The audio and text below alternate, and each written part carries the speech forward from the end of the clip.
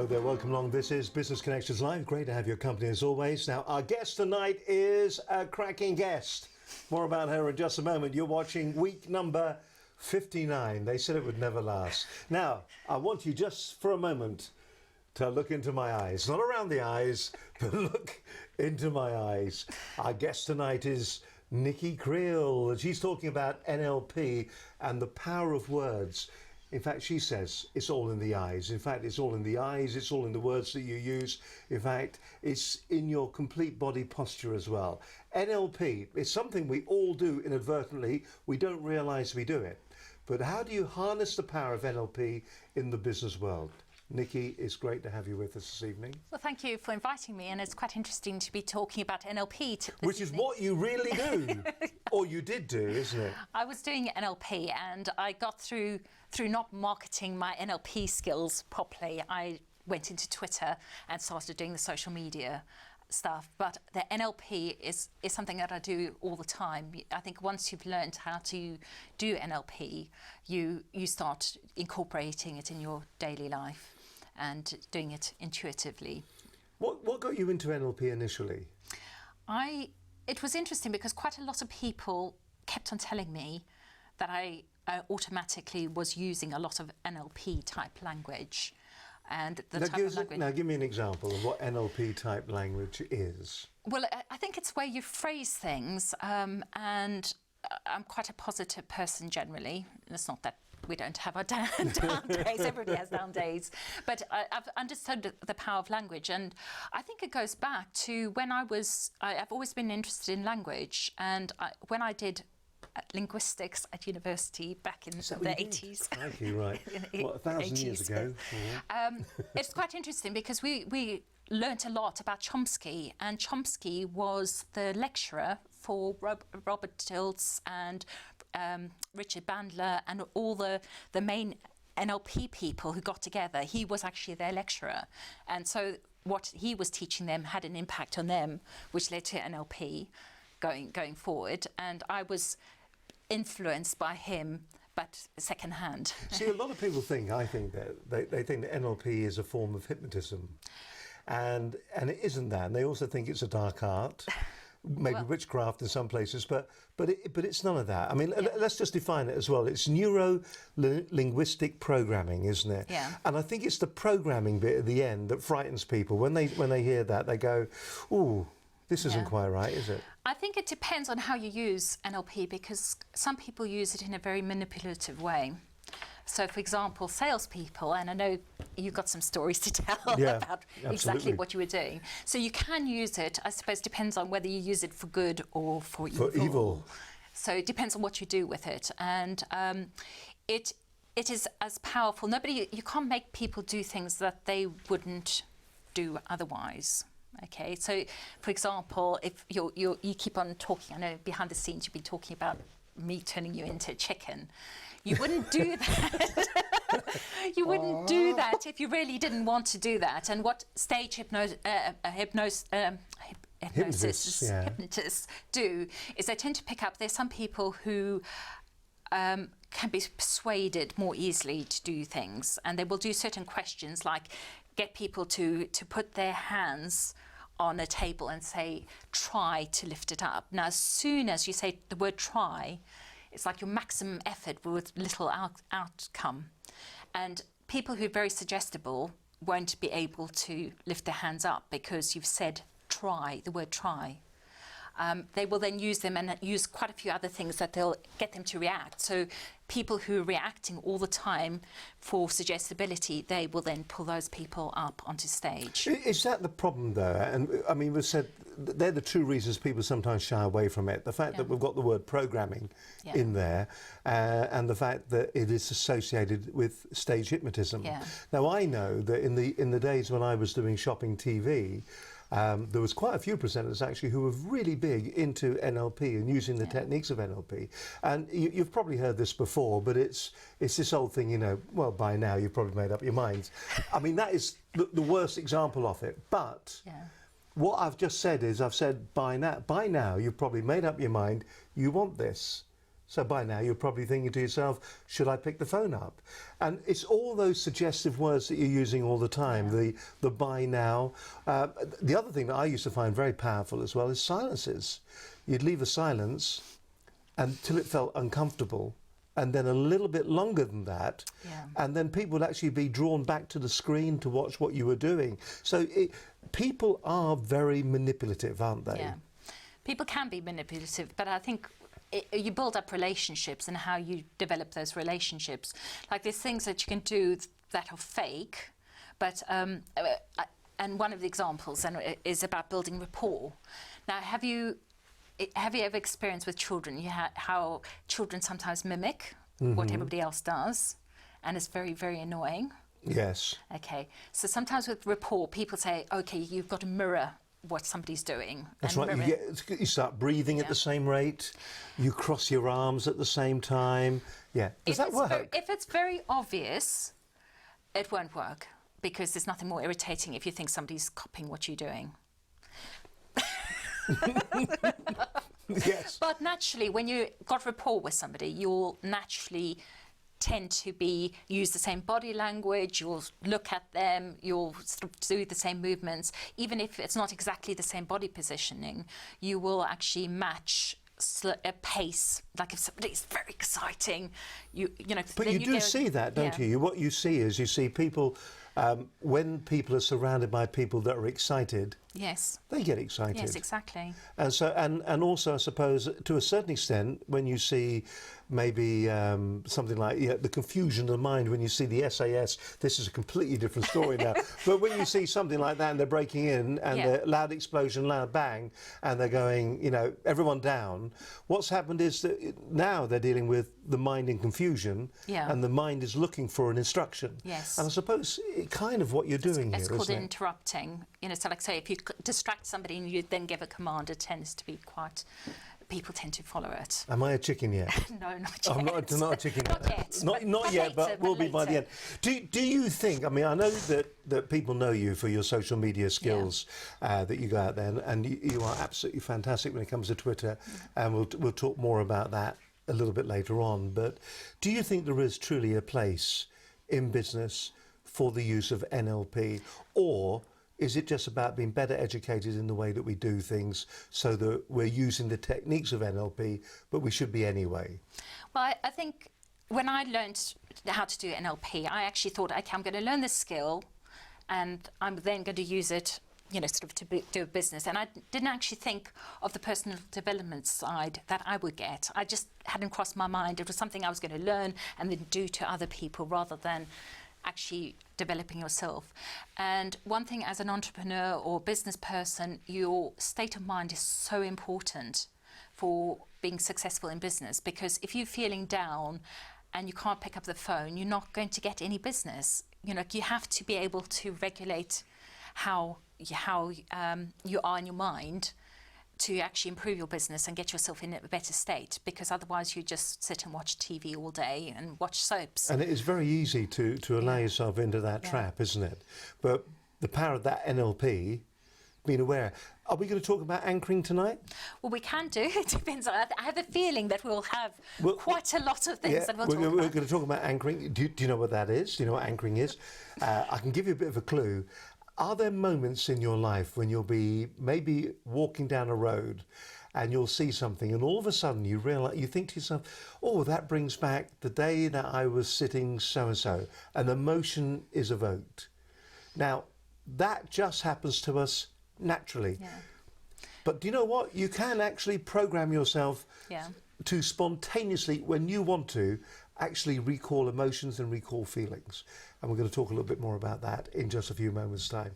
My guest tonight is Nicky Kriel, talking about NLP and also the power of words. Remember, it is all in the eyes. I'm not a chicken yet, but I could well be by the end of the program. NLP, it is absolutely fascinating. I think if you're in a sales environment, I think it can be very, very powerful. For no other reason, not that you're hypnotising someone or you're programming someone to do something that they don't want to do. The fact that you understand how to deal with people, that's what it really is. You're understanding how you are interacting on a human being to human being level, and the techniques that you use to do that. Now, some people will completely poo-poo this. They'll say it's complete garbage, it's bunkum, but they said that about the internet, and look where we are today. So NLP can be very powerful in the business world, and we're going to explain to you how you can use that. We're also going to be talking to Nicky as well about really her main business to a certain extent, which is social business, social selling, social media.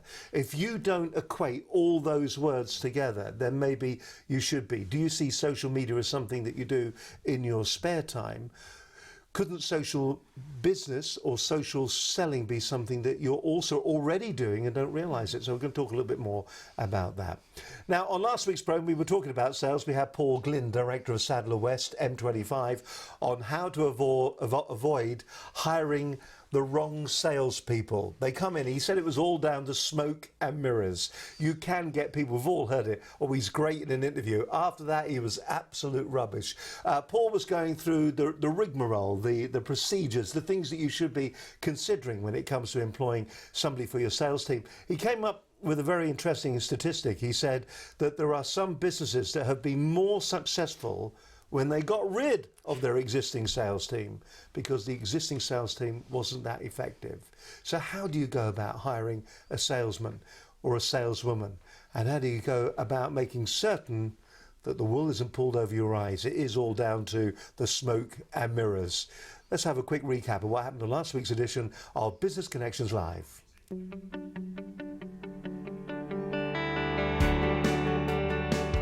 My guest this evening is Paul Glynn. He is the director of Sadler West M25. How do you avoid the pitfalls of employing someone who really, quite frankly, was great at the interview, but you didn't recognise all the downsides of that particular person? How do you go about making certain that you get yourself a really good salesperson? What it is that most businesses at some point when they're growing need to seriously look at hiring somebody to help with them on the sales side. And if you get it right, it's a huge benefit to the organisation, obviously. But the trouble is, if you get it wrong, it can be massively expensive. It can be so dangerous. And so we actually talk about the search model. And it's a mnemonic, and it's talking about skills, experience, attitudes, results, cognitive skills and habits.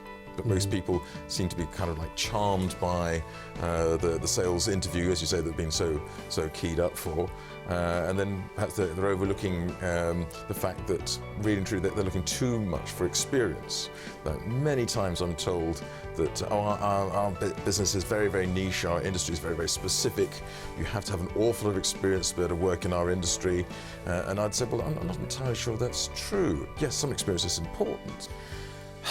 Just because one has got 20 years experience, that doesn't mean to say you've got 20 years of experience. It could be 20 times 1, right? It could be that you got to a certain level in your first year, and then you just repeat that first year 20 times over. So we've got to look at skills and experience and attitude, for example. And attitude is probably far more important than anything else. You need somebody that's got ambition and drive. You need somebody that's prepared to go out and do the hard work. You need somebody that's got the ability to open and close business, and a lot of it comes out of attitude. And then we need to look at results as well. We need to see, okay, you've had a lot of experience, but how is that actually translated into real life? But we have to be a bit careful. It could just mean they've been in the right place at the right time with the right product, and they've just been an order taker. But again, it's some sort of clue. And then what cognitive skills have they got?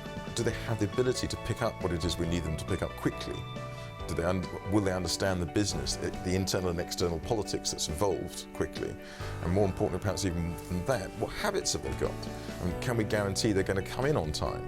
Are we sure that they're going to do what we need them to do on a regular basis? So what sort of, are they good at keeping notes, for example, and following up?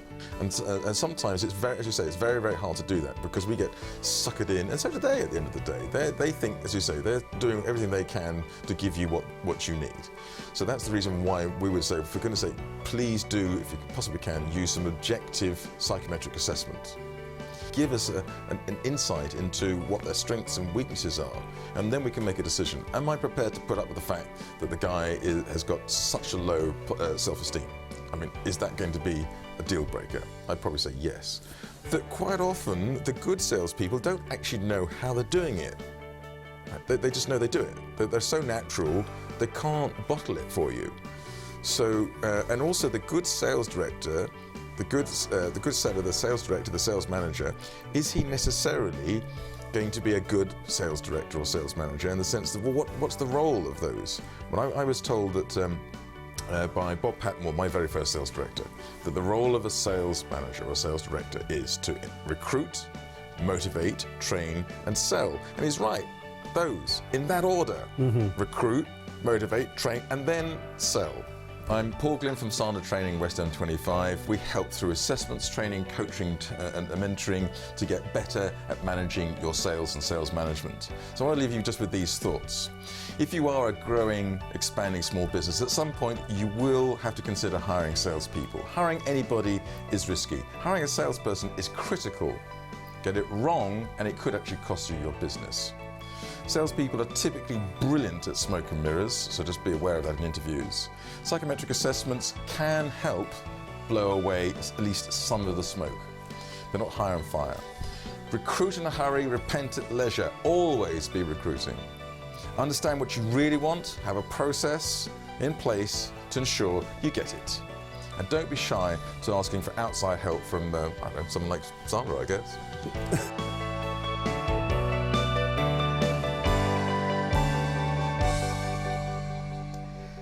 The fabulous Paul Glynn, he just makes me scream with laughter whenever I talk to him. He's a very, very clever guy. He just kind of gets it. He's just coming from the left a little bit. He's the director of Sandler West, M25, and how to avoid the bad sales hire. If you have a sales team at the moment that you don't think are performing for you, maybe you should watch the entire program. It is Business Connections Live number 58. That's the show to watch. Nicky was just saying to me she watched it last week. She found it an absolute scream to watch, but really, really interesting. He's a little bit outspoken and we like that. And if you want to also find out maybe some of the alternative sales techniques as well, he's got a very popular program that he did, I can't remember the number right now, that he did a little while back on Business Connections Live, which is a cracking show too. Can I just thank, by the way, the Best of Wolves that sent a Twitter into us here, just to tell us that Nicky is on. And I was just asking Nicky, does she know who the Best of Wolves are? They sent a tweet in here, live on the air now, Nicky Kriel, NLP. Let's see if we can get the tweet up, shall we? And because there's a good picture of the chap, you might recognise the bloke, actually. There he is. Do you recognise him? Best of Wolves? Do you recognise that? No, I don't. But hello. Well, hello there. Thank you very much indeed. You're watching Business Connections Live. Nicky Kriel. We're talking about NLP. Let's go to the real basics of it. We can be very clever with the word games that we played. Yeah. As you said, you studied linguistics when you were at university. Yeah. A million years ago, and maybe not that long ago. But one of the primary areas is body language, isn't it? And we can read so much from body language.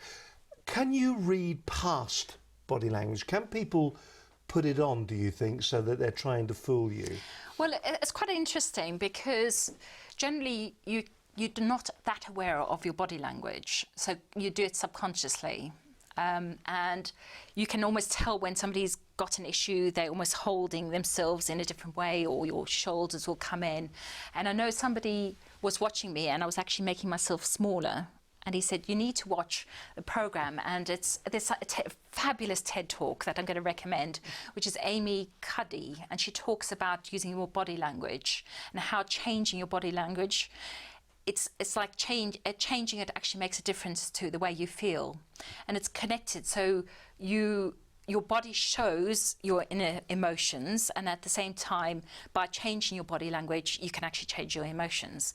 So, for example, if you're feeling really down, if you get up and skip and jump, it actually makes you more energetic. And that's why quite often speakers will say, okay, everybody get up and loosen out there, let's run around a little bit. Because it actually raises the energy in the room.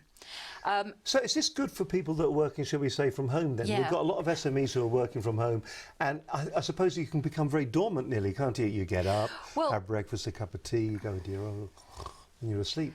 Well, I think the thing is that most of us work on laptops, I would have thought, okay, unless you're doing manual work and you're creating something. So if you're working on a laptop, invariably your head is down, and when we talk about eye movements, you tend to be doing a lot of self-talking when you're actually looking down. So if you keep your head in a downward position, and you're looking in, because most people don't have their laptops up there, it actually will make you become more introspective. So it's actually really good to go outside and have a look, broaden your horizons literally by moving your head up, and it can actually raise your spirits by actually lifting up and seeing a bigger perspective, literally. And that can just lift the spirits. Yeah. And it is a huge problem for home workers, isn't it? That they will sit there on their laptop with their heads down, becoming somewhat more and more introspective. Yeah. And in fact, they can lose the business energy, can't they? Yeah.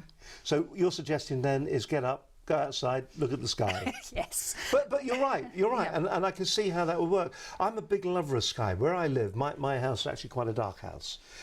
It's just the way it's been designed and everything. And in the back garden, as you look out in the back garden, there is a big oak tree in the garden behind. And that blocks out the sky.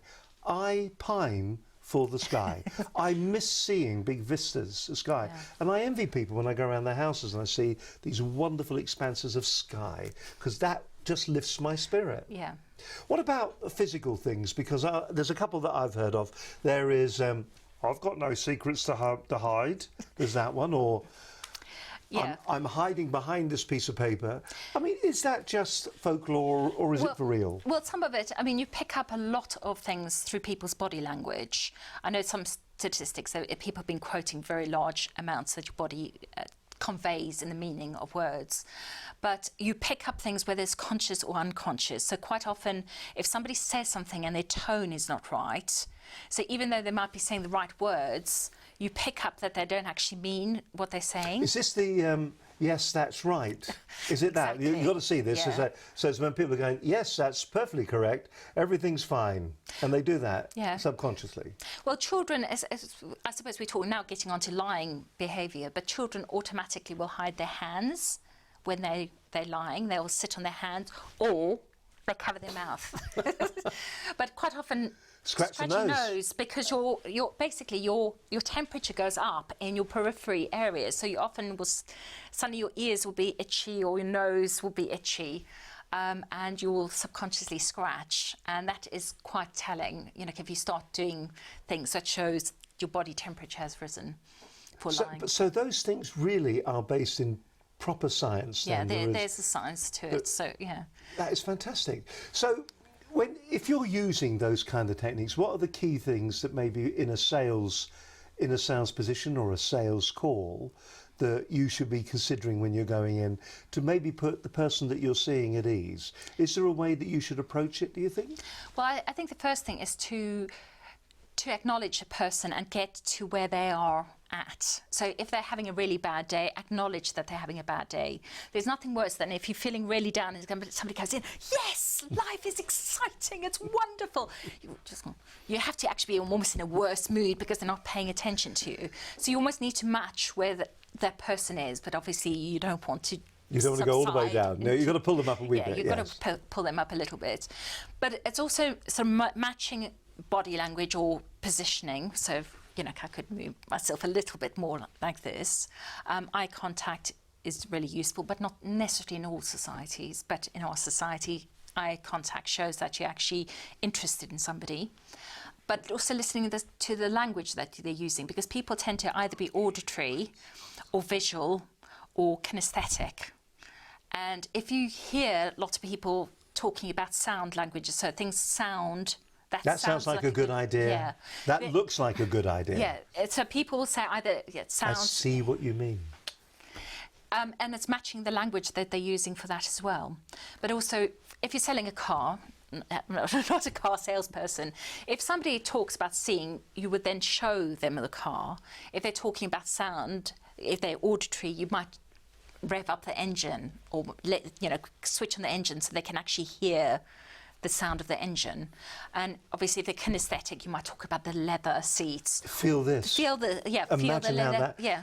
Now, it's interesting. And take it for a drive, so you actually have the feeling of it. It's interesting because that was some of the techniques that are used in traditional. I keep going on about it, don't I? In traditional shopping gallery, but it would be, imagine how you will feel as you brush your hand across the leather, the coolness of the leather against your hand. You would talk about rare metals, the gold in rings, and the way the diamonds looked, all the time trying to make a connection. Yeah. So those techniques are quite legitimately to be able to be used in a traditional sales call. Well, in a traditional sales call, or if you're doing a talk, by evoking all your senses, you can actually get people on board with you, because you don't know if you've got a big audience, like we don't know who's watching here, whether they're auditory or sensory or kinesthetic, should I say, or visual. So therefore, by incorporating words, visual words, auditory words and kinesthetic words, you actually cover a lot of people. Can you give us an example? So, well, I mean... So here we are. You're oh, by the way, Mr. Wolf has come back. He said, happy chap, just got to mention, bless his cotton socks. And thank you very much for watching as well. There you are, you're at a presentation now, and you want to engage everybody that's actually watching the presentation. What would be the kind of example you would give? You would start with, you would talk about, you might tell a story. In fact, storytelling brings people on board because then they can associate it with it. But you try and bring in sensory language, so about the smells and the hearing. So, for example, exactly what you were doing on QVC in terms of, so people can get the feel for it, almost smell for it. You'll talk about lots of descriptive words to bring people on board on that journey with you and take you on that journey with them. Do you think it's an effective way to handle objections and complaints? So, I mean, are you able to use the techniques maybe to calm somebody down a little bit, or at least get past the objections that you may feel are completely unjustified? Well, I think quite often with sales, if you get a lot further if you actually listen to people and you ask good quality questions. So rather than going in with a sales pitch, which most people back away from, and I know some people do seem to sell when they're quite bullshy, but most people who are good at selling actually are also good listeners. And they will ask the questions to see, sort of like where people are coming from. Because, and I had this experience I was doing after I learnt about NLP. I was actually doing jewellery selling, the sort of party plan. And I kept on signing people up. It was quite weird because I'd just sit and listen to them. They would talk to me, I'd ask them questions and then say, well, this will help you in this way, this will help you in that way. And answered all their, what might have been objective, but they actually told me why they wanted. And it was quite... You were feeling their pain. Well, it's quite funny because people would sign up and they go, oh, by the way, how much commission do I earn? I was thinking, okay, and people kept on signing up.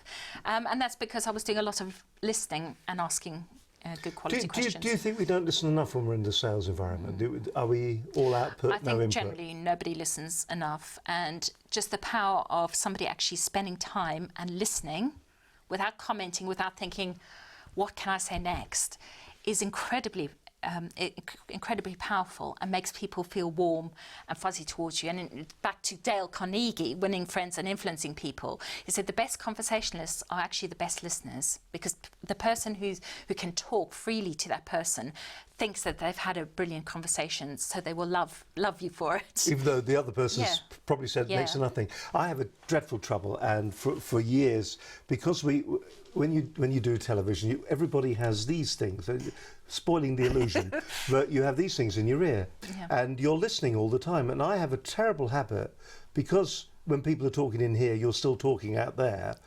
I will talk over people. I have a dreadful habit for doing that. I sit here, biting my lip when people are talking, because I want to say something. I tell you what, you're watching Business Connections Live. Before we go on to the next piece, can you just give us some of the body language things that we should be looking out for? Can you just go through maybe 4 or 5 of them, if there are that many that we should remember? No pressure then. So what are the key ones we should be looking out for with body language? Well, I think, in fact, if you're feeling, I think it's noticing your body, because quite often you're unaware of what your body's doing, and simple things like pulling your shoulders back and making yourself bigger. Things like Is power. that threatening? What happens when people win races? They do that? They do that automatically. So they're either like that, or that's an automatic reaction. Even blind people do this. And if you stand like this for a while, just even 30 seconds to a minute, you actually feel more powerful by doing that. So just changing your position can actually make you feel different. I like that. She'll remember that. So that's making ourselves feel bigger. Some of us are bigger already. So don't need to do that. We're too big as it is. And what about, is the one to make you smaller? Well, I think it's also like noticing, because, and trying out different body positions, because some people naturally are quite laid back. Yeah. And sometimes by trying a different position, you actually puts you in a different state of mind. All right. And it's worth testing out different positions. Other people tend to be upright. I'm quite a visual person, and I tend to have my head up. I talk quite quickly. People can lead with your chin. Yeah, lead with the chin. Whereas some people are very quiet and tend to speak slowly, and it's worth getting into somebody else's shoes to actually experience the world through their eyes. What about expressions that they do with their hands? I mean, we said a moment or so ago, I've got nothing to hide, and they talk, the crossed arms. What do those kind of things mean? Well, I think there's always the context, because it's very easy to say, you cross your arms, you're being defensive. Yeah. Yes, I know, and maybe it's because, I was going to say, being pregnant. That you, Some of the rest of them. Yeah. If you're talking to, and quite often women will cross their arms, and if you're talking to each other and you both got your arms crossed, it's not that you're being defensive to each other, you're actually mirroring and you're in rapport with each other. So then it's fine. So sometimes if you open yourself up, you might feel very vulnerable. So sometimes you actually more comfortable closing off a part of you physically, protecting yourself. Guys tend to protect certain areas more than women do. And there we have it. All right, listen, we'll come back. We'll talk a little bit more about some of the physical signs.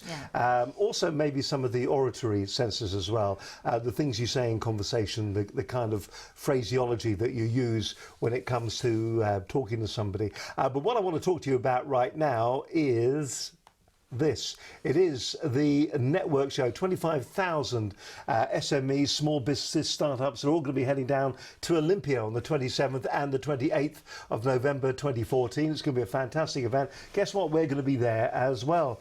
We're going to be broadcasting live for the 2 days. We're going to be talking to some of the keynote speakers. We can see who some of them are. We've got Richard Reed there, Brad Burton, James Kahn, David Gold, Kate Hardcastle, Rachel Headland, Clive Rich, because he is, just a few of the people that are there at the moment.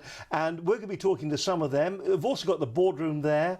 They've also got Business Connections. Not live, but Business Connections are going to be there as well. 170 interactive training sessions led by the experts. It's going to be a fantastic event, 27th and the 28th of November 2014. That's Olympia in London, and we are going to be there live. Our program's going to be coming live. We're bringing our outside studio along with us there. We're going to be, in fact, if I just go onto our website, just to remind myself, you will find us at 302. There we are. We're on stand 302, and if you want to get tickets, free tickets to go along, go onto the Business Connections Live website, click on that link there, and it will take you to the appropriate place where you can get yourself some tickets. Stand 302 is where you can come along and meet. It's going to be a fantastic event. We're really looking forward to it. So 2 days of absolute mayhem, and then maybe a single drunken night of maybe a lot of alcohol and food. Who knows? But we've got all the team. We're all going to be down there, and we're looking forward to meeting you, and an opportunity as well to maybe even be be on the program. So if you come along, you're a small to medium scale enterprise, an SME, or you're an entrepreneur or a solopreneur, and you think to yourself, I've got some really good advice that I want to pass on to the rest of the business community, come on the show. Tell everybody. You can either do one of two things. You can either be a star or make a complete fool of yourself. But we won't allow that to happen. So come along, see us there. 302 is our stand number at Olympia, the great business show, and we're looking forward to that. It's going to be later on next month because here we are at the end of another month practically. So that's going to be great fun. Also, something very, I'm so conscious now of everything I am doing. Coming up next week, we've got Business Connections Live will not be here in its normal form. It's going to be an hour earlier, and it's going to be the 4 Networking TV show. Yes, 4 Networking are taking over the airwaves next week. They're going to be doing it once a month. They're going to be live, or we're going to be live on the air at 5 p.m. 5 p.m, 4 Networking, 4NTV. For its first show. Brad Burton's going to be here. It's going to be a little bit of a clinic as well. We're going to be opening up the telephone lines, the Skype lines, the Twitter lines. If you've got any questions that you want to put to Brad, maybe got you after some business advice, then you can do that. And the thing that is really frightening us, we're going to be doing it in front of a live studio audience.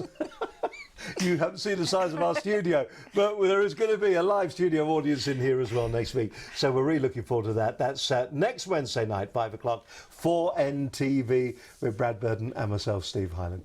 My guest this evening is Nicky Kriel. We're talking about NLP. All right then, Nicky, because you're sitting here, you can see how big it is here. I mean, it's big, but it's not huge. So it's be standing room only. We are looking forward to it. Let's talk about how we phrase things, how we use NLP when it comes to talking to people that we're trying to do business with. I suppose one of the biggest issues is when you're trying to get past the gatekeeper. Are there techniques that you can use to get past it? I was going to say, I'd go on Twitter. I wouldn't worry about gatekeeper. That you're assuming you're doing cold calling. Yeah, cold calling, yeah. You see, I would use social media to get around. You'd have done it that way. They've gone around with the social media. Fantastic. Generally, if you speak to people directly, you avoid the gatekeepers. So, but yeah. I mean, there are techniques of getting past or getting through. Once you're through to somebody, that conversation that you're having with somebody. I use the technique. I'm sure you're going to be able to help me. Your colleague was very helpful the last time I phoned. And those words in themselves are kind of pre-proposing that they're now, you've got to come up to a particular standard to be as good as your colleague was when I last called. And it's things like that. I'm sure you're going to be able to help me and things like that. Yes. Are they legitimate, or is that just, are people fully aware of that? I think they're fine. Obviously, if they're gatekeepers, they might be aware of that, but we tend to...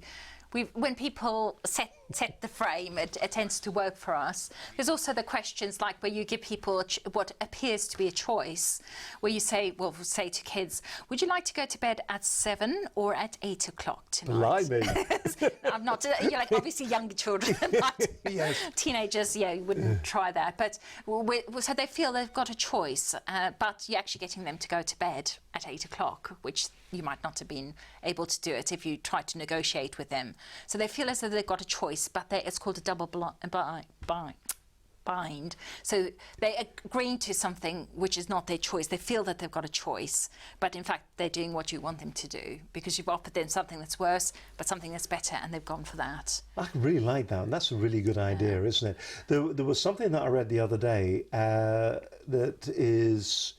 the technique is very much on the case of when you phone up, you're never trying to get past them. What you're saying is can you tell me the appropriate person that I should talk to get the so-and-so?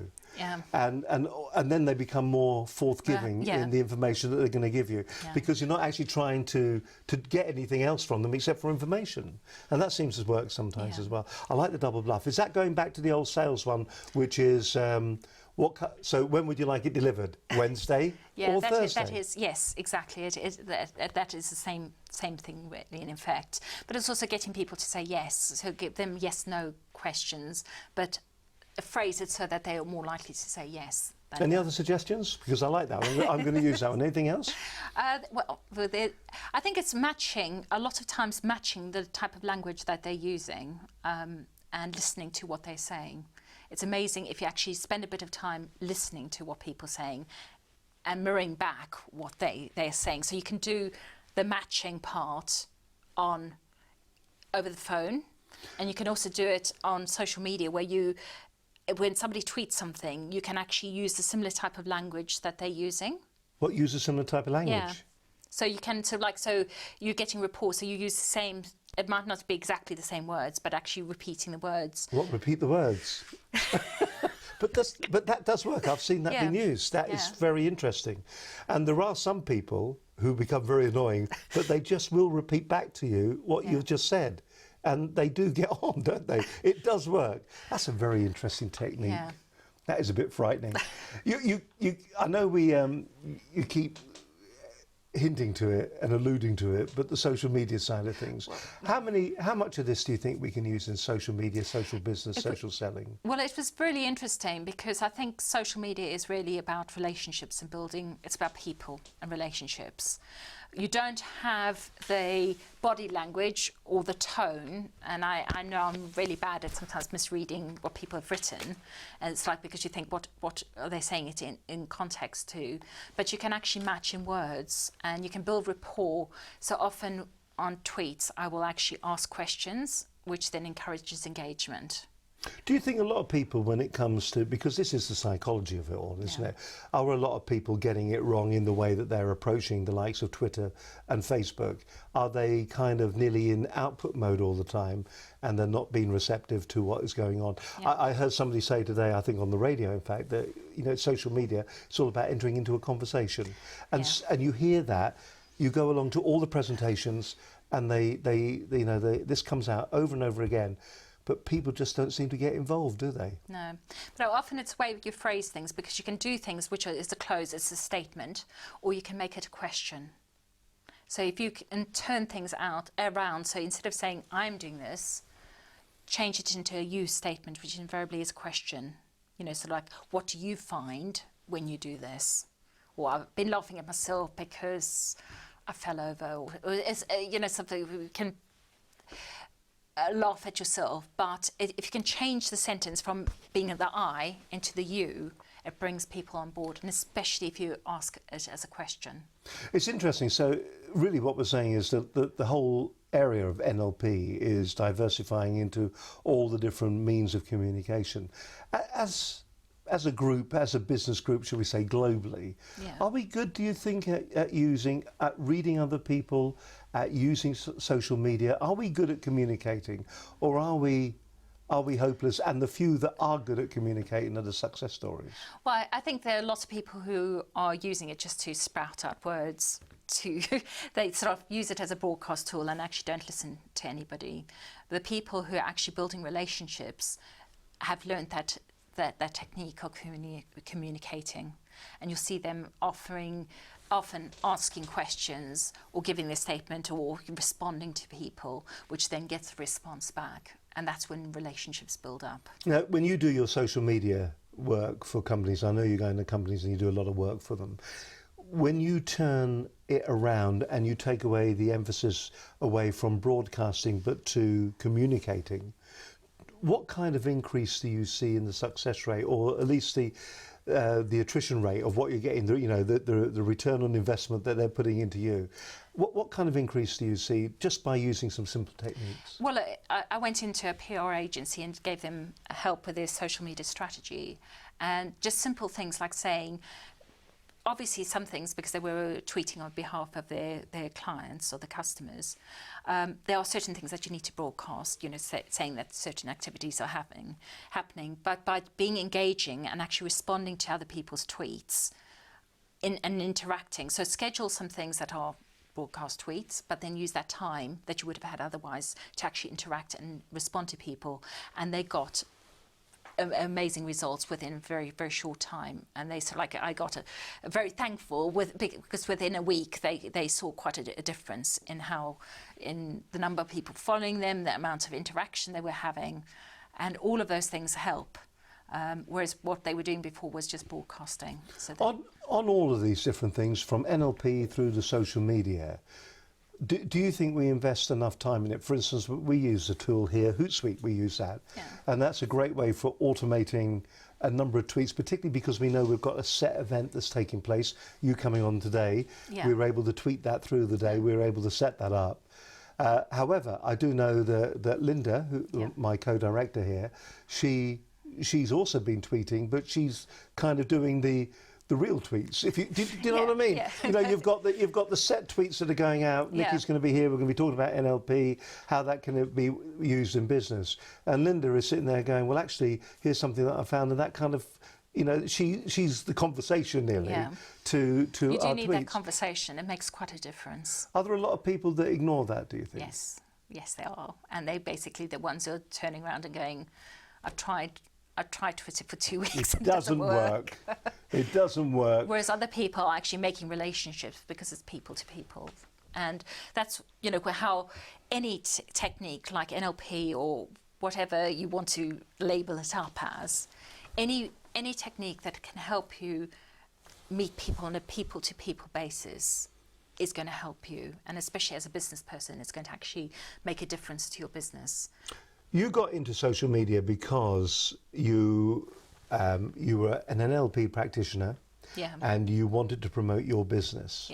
And in promoting your business, because you said at the very beginning it didn't work quite right for you either, did it? Well, I forgot all my marketing. I come from a corporate marketing background, and I somehow forgot all my marketing skills when I was doing my NLP because I just loved it, and I was getting very good reactions from people very, very quickly. But I forgot about that. You've got to. Running a business, you have to be a marketer, you need to be a salesperson, you need to be an administrator, and everything else that you need to go with that. And I forgot about all my marketing skills that I had. But I went onto Twitter as a way of marketing my business, and I had a lot of success with it very, very quickly. It surprised me how easy I found it. You're so marketing your NLP business using Twitter. Yeah. But then it became that people kept on asking me how I was doing that, because within the first month of doing it in a certain way, I was getting radio interviews, I was getting interviewed by podcasts by a Canadian. You know, all these things started happening. I started up a speaking club virtually based on Twitter. So all these things started happening and people going, how are you doing that? And then I don't know. I actually don't know. And I think it's that skill of actually asking questions, thinking about always putting yourself in your customer's viewpoint, or the person who's going to read your tweets viewpoint. And are we too late? Has the horse bolted? No. Is it still possible to do a Nicky Kriel using Twitter at the moment? Could you still do that? If you're new to it and you've picked it up for the first time, do you honestly think you could raise your personal profile to that extent? Simply, and do you think it's because you had the knowledge of marketing? So you've got all the knowledge, it's just that you're not using any of it. So you had the knowledge of marketing, you had the knowledge now of NLP, so the different techniques, the way you use your words, and now you're using Twitter, and you're using both your marketing and your NLP skills on the Twitter.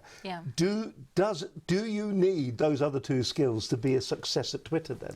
But I think it helps because it's people skills, and whether you've been trained in a particular area or not, it doesn't matter. It's really developing your people skills. And I think any personal development work you do as a business owner is really important, and people often underestimate and don't spend enough time developing themselves as people, because you learn those skills and then you can use it in business.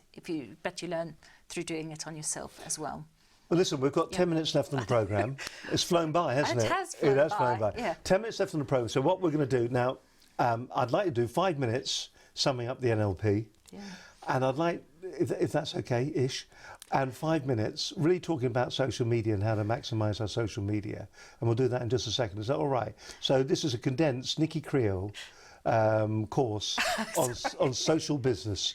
Okay, a super lesson at a really high level. High level, no pressure. No pressure.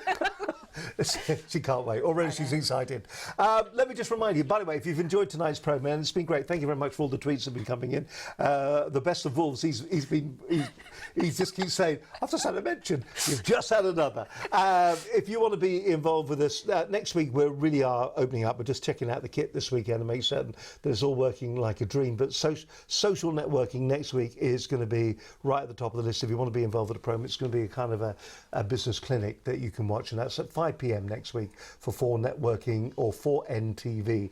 Brad Burt and myself, we're going to be here. We're going to have a live studio audience. We're going to have a bit of energy, boom, and we're going to be doing that next week. The other thing that I want to remind you about, if you thought the program tonight has been interesting, and you're thinking to yourself, actually that really is.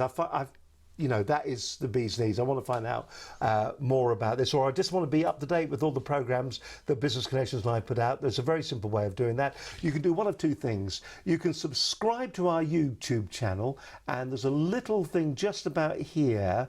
And if you click on that, it'll allow you to subscribe. That's growing very quickly. It's interesting. When you start doing that, when you start asking for people to subscribe, it is as slow as anything. And then slowly, exponentially, it starts to grow.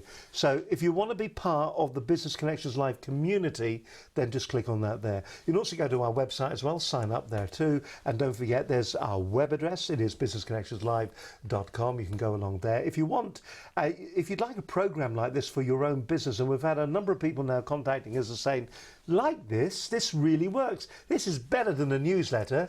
By now, you've probably made up your mind. So why don't you get in touch with us at this telephone number? It is 07956 465 777. There are 256, sorry, 0701784. You think my own number, 256 777. Ask for Linda or myself, Steve Highland, Linda Bazant, myself, Steve Highland, or of course you can always email as well. There's the email address, studio@businessconnectionslive.com. But don't forget, press that button, sign up, be part of the Business Connections Live community, and don't forget to be down at Olympia. I'm just going to give you the date again. The time's clicking away, by the way, at the moment.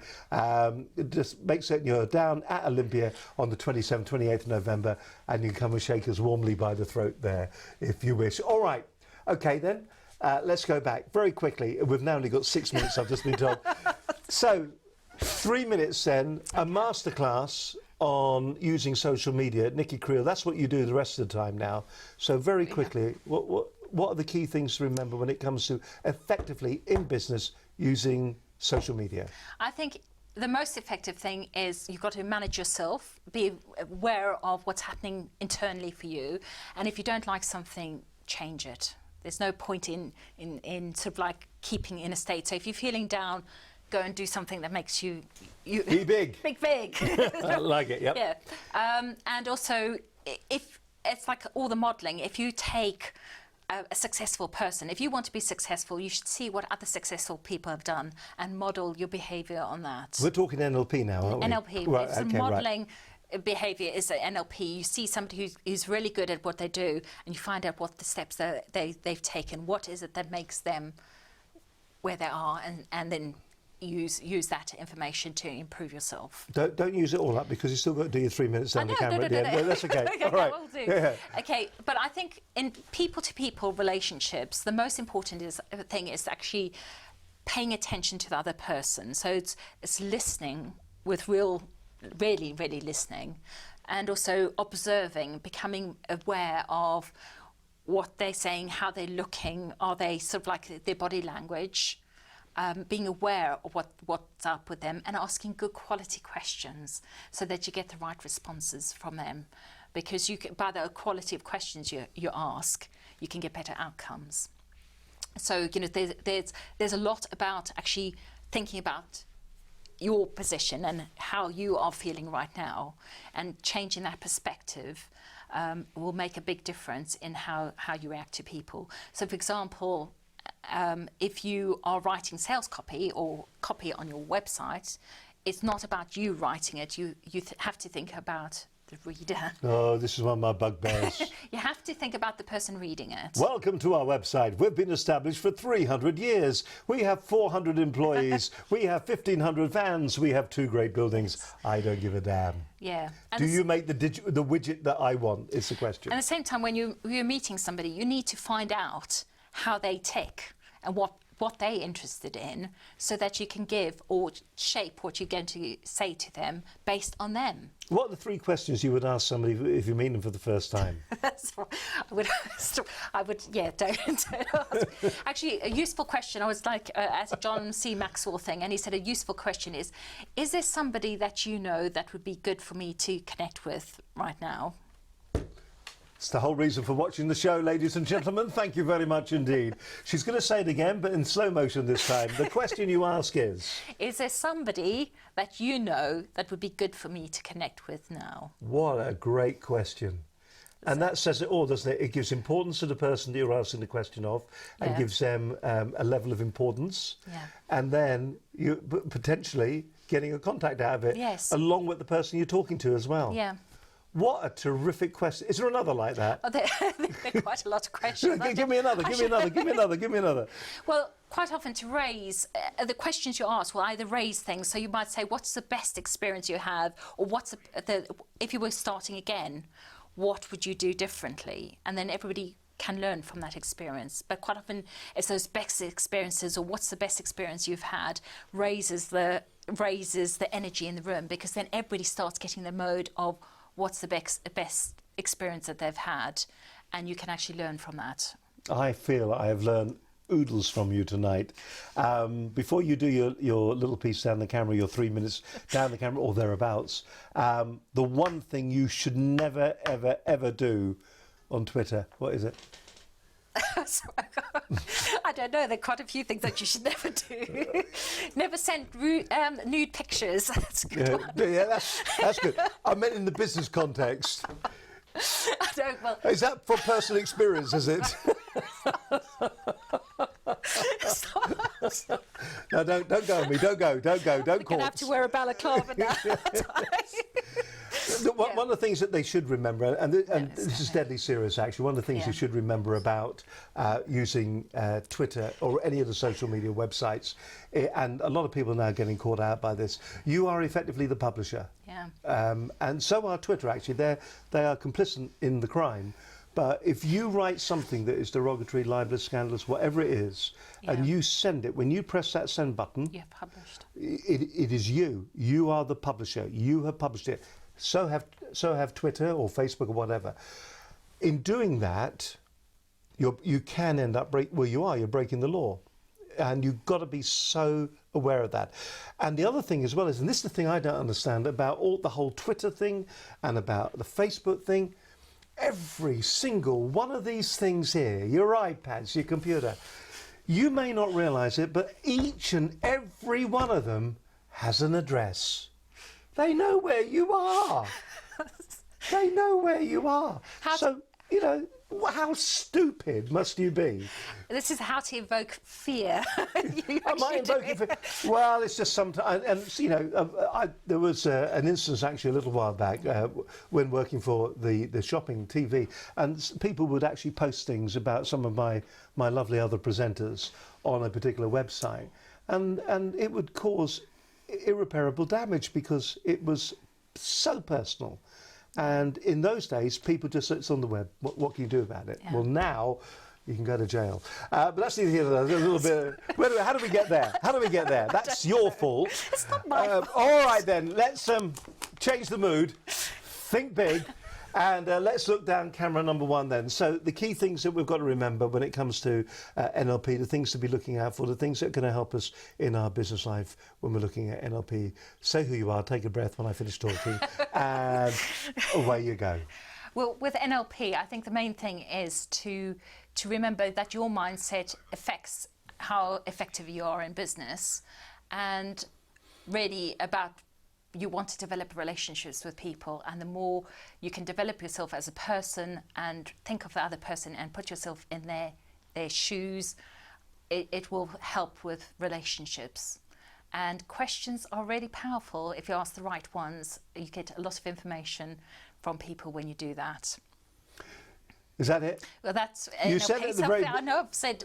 We haven't even talked about anchoring, have we? We haven't talked about anchoring. Can we talk in 2 minutes? Is it all right if we talk about in 2 minutes for anchoring?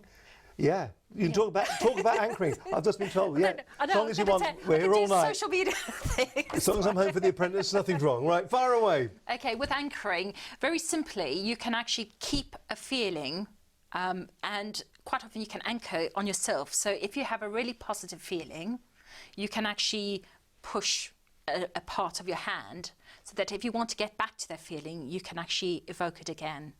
Does that really work? Yes. It can work really powerfully. But I think quite often people anchor. So quite often if somebody's sobbing and crying, it's probably not a good idea to touch them, because then they associate you with that emotion. So it's better to do your hugging later. So hugging does work, but quite often you'll support somebody through a bad relationship or bad, situation, and when it's over, they don't want to be associated with you, and they sort of almost cut you out. And quite often it's because you've inadvertently anchored them with that bad situation. So then when they see you, they're reminded of that situation. So they want to get away from the situation that they're through. So that's how negative anchoring can work. Table. That's amazing. I never ever. What about when people the whole thing about shaking hands? Because there's a lot that goes on about that, isn't there? Where we'll shake hands, where you do that. Yes. The hand is on the top. Okay. Nobody, if anybody ever does this, don't trust them. Really? Yes. It's as simple as that. And what about? It's funny because I learned this through body language and as a teenager, and somebody shook my hand like that, because when you do that, you're saying, I'm in control, I'm taking charge. Right. Because you're forcing them to be the underdog. Mm-hmm. Therefore, anybody who thinks that doesn't have your best interests at heart. All right. What about? The only time somebody's done that I've been conscious of, well, somebody else has done it to me, but I went into business as a teenager with them, and they walked all over you. Yeah. They conned us. They sort of like used our charity status. So don't trust anybody who does two more questions. Okay. Two more questions. They're screaming in my ear now. They're saying, "Get on with it." Yes. So that one. Well, it depends on it. That can actually be very enduring, and I feel nice and close to you now. So it depends on how you feel. And what about that one, where they hold the elbow? I think quite often you need to be aware of everybody's got boundaries, and sometimes you might get into somebody's space too quickly. And you do have different spaces for if people are strangers or they're friends, and some people come too close to you. So if you do something like that, you might actually bring them too close to you, and they might feel uncomfortable. Enough. Yeah. That is it. We're done. I tell you what, that is an incredible evening. I don't know about you. Learned so much. The way we say things, the way we look at people. Where do your eyes go? The next time you're looking at somebody, I have a friend, and his eyes invariably always do that. You always, blokes, women, doesn't make any difference. He will look at somebody's chest when he's talking to you, and he has got into so much trouble in his life over that. But there you go. That's just another day, another story, isn't it? It is. We could go on. Actually, we could go on. Nikki, it's been absolutely fantastic. A real insight. Will you come back and talk for a whole program again about Twitter at some stage? And if my memory serves me right, networking as well really annoys you as well, doesn't it? Yeah. Or people not getting networking right. Okay, yes. Is that all right? Yes. Okay. Well, that apparently wraps up. Don't forget, next week 4NTV is going to be here at 5 o'clock. I'm going to be joining Brad Burton. We've got a live show for you, all lined up for you there, and it's going to be a cracking week. Listen, if you're in business, take it easy. Don't forget Olympia, we're going to be there. But till next week at 5, from me, Steve Hunland, Nicky Kriel and Business Connections Live, we'll see you then. Bye now.